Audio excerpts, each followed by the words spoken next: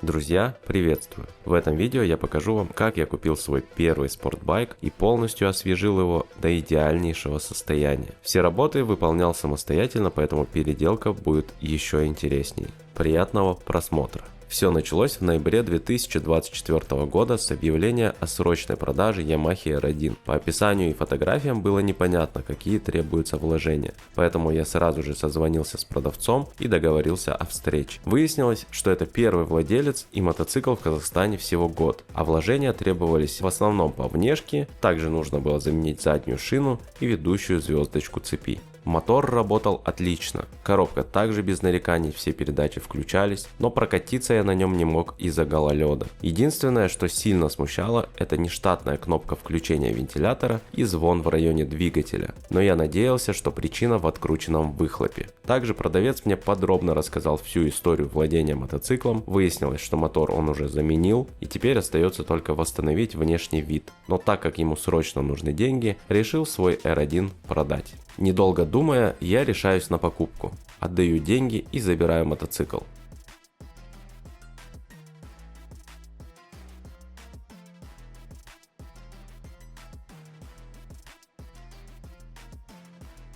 И вот R1 на базе, заряжаю аккумулятор и завожу. Буквально через 5 минут работы на холостых на землю выпадает гайка. В этот момент я понял смысл фразы «хороший стук наружу выйдет». В моем случае так и произошло, а гайка это была от выхлопа, который на самом деле был причиной странного звона.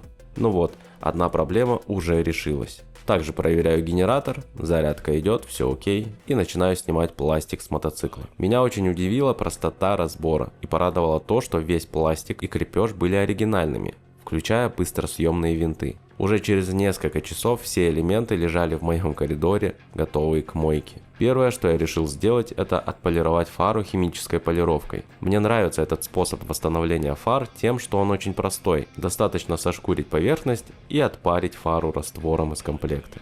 И, кстати, обычно такая полировка держится довольно долго. Результат превзошел мои ожидания, и теперь нормальная фара выглядит мутноватой, поэтому ее я также отполировал. Так, подняв себе настроение полученным результатом, приступаю к восстановлению оригинального пластика. Все трещины запаиваю специальным паяльником с подходящими скобами. Для прямых трещин отлично подходят волнообразные скобки. Недостающие куски наращивал эпоксидкой со стекловолокном. Для этого с лицевой стороны заклеиваю скотчем поверхность, стекловолокно нарезаю на небольшие кусочки и размешанной смолой пропитываю стекловолокно. Оставляю детали на сутки и в это время отправляюсь подбирать краску. Выбор цвета я всегда доверяю своему сыну.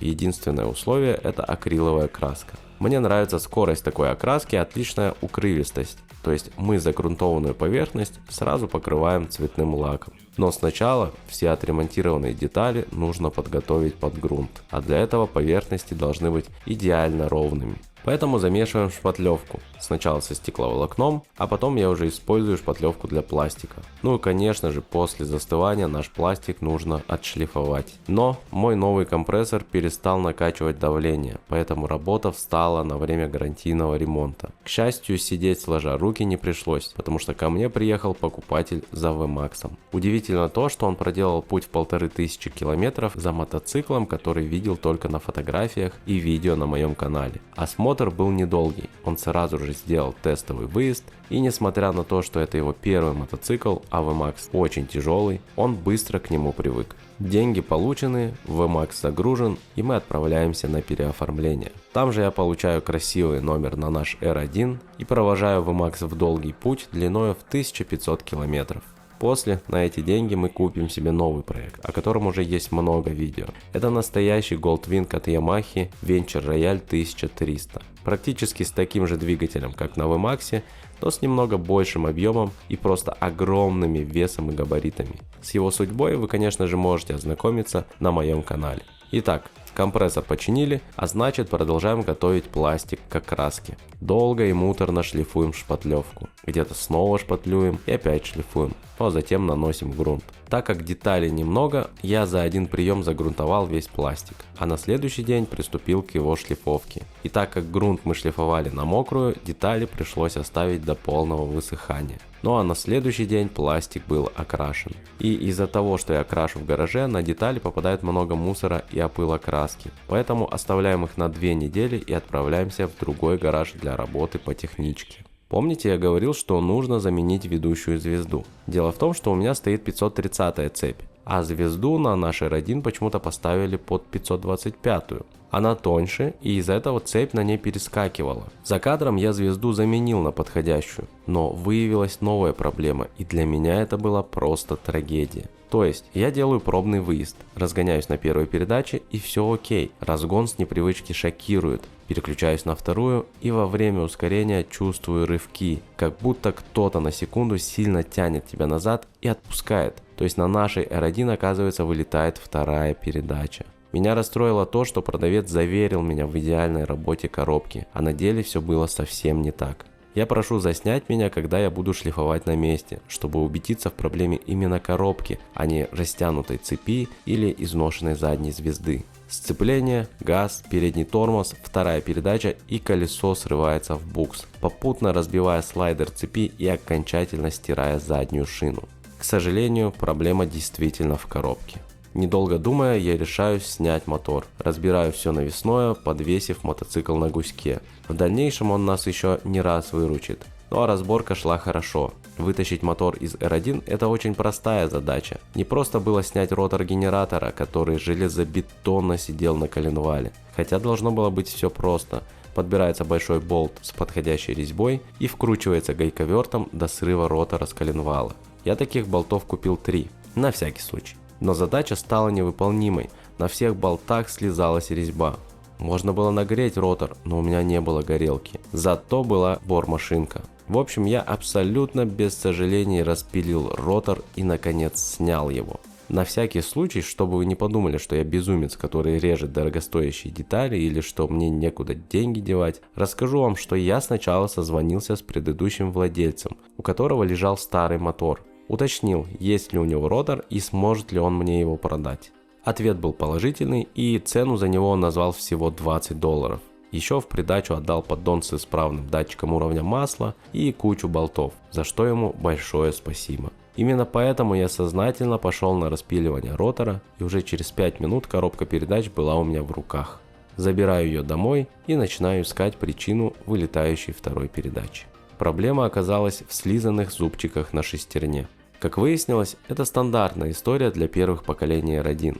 Помониторив стоимость шестеренок, я все-таки решил сэкономить $400, подпилив шестерни. Важно понимать, что в моем случае проблема была именно в них, а не в вилке и копирном вале. То есть вторую передачу не выбивало в нейтраль. Обычно начинается именно с гавкания передачи. Затем передачу выбивает в нейтраль. И если совсем запустить, то придется менять и шестерни, и вилку, и вал. Я очень рад, что мне повезло так легко отделаться. Ну, относительно легко. Шестерни подпилил, собрал коробку, установил на двигатель, проверил переключение и приступил к монтажу всех агрегатов в обратной последовательности. Двигатель пришлось несколько раз подносить к раме, так как не мог я сразу попасть по высоте креплений. На 4-й раз рама идеально встала на двигатель. Также я сразу заменил подножку с датчиком, разобрался с включением вентилятора и пересобрал сцепление. Как оказалось, я неправильно установил шайбу, поэтому гайка открутилась и пропало сцепление. Но я все устранил буквально за 10 минут. Наступил момент истины, друзья. Двигатель запустился, и теперь нужно проверить вторую передачу. Так как на дорогах снег, а заднюю шину было совсем не жалко, я решил просто поджечь ее в гараже на второй передаче. Я подумал, что бетонный пол и спущенное колесо – это достаточная нагрузка для проверки. И о чудо! Передача больше не вылетает. Теперь счастливый я отправляюсь в детейлинг вырезать наклейки на пластик, чтобы после полировки и сборки можно было сразу их наклеить. Пленку выбрал непростую. Хром – это самый дорогой из существующих винилов. Белый цвет – пленка с усиленным клеем для мотоциклов и катеров. Серый – обычный сатин. Все материалы от французской компании Hexis. Забираем наклейки и отправляемся домой полировать пластик. А полировка снятых деталей – это та еще задача, скажу я вам. Приходилось изрядно потрудиться, чтобы одновременно удерживать деталь и полировать ее. Она при малейшей возможности старается выскользнуть из-под тебя, поэтому на помощь пришла Оливка. Без нее я бы не справился. Все, пластик готов к установке. Но сначала я хочу настроить все, что нужно настроить, и обслужить все, что можно обслужить, пока у нас есть доступ.